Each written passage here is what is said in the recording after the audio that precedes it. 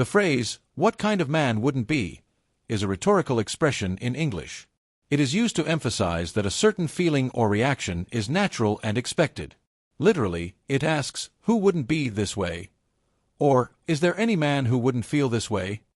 The negative form wouldn't highlights the inevitability or universality of the emotion, such as pride, joy, or excitement.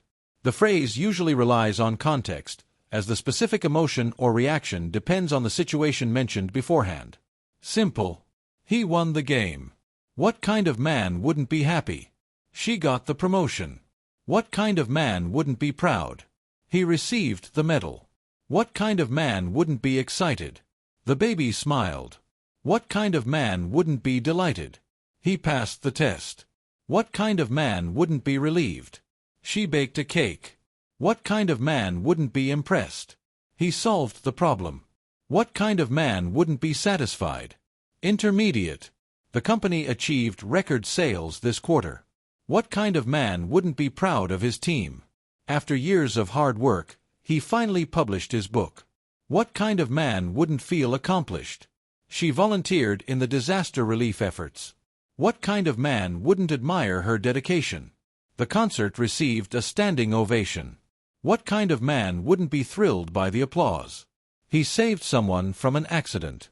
What kind of man wouldn't be touched by such bravery? The project was completed ahead of schedule. What kind of man wouldn't be proud of the result? He reunited with his long-lost friend.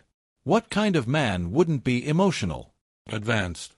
After dedicating decades to humanitarian work, he was recognized internationally. What kind of man wouldn't feel a profound sense of fulfillment? Witnessing the revival of an endangered species through his conservation efforts, what kind of man wouldn't be overwhelmed with pride? Following the publication of a groundbreaking scientific study, what kind of man wouldn't feel intellectually triumphant? Having restored a centuries-old piece of art to its original glory, what kind of man wouldn't feel deeply accomplished?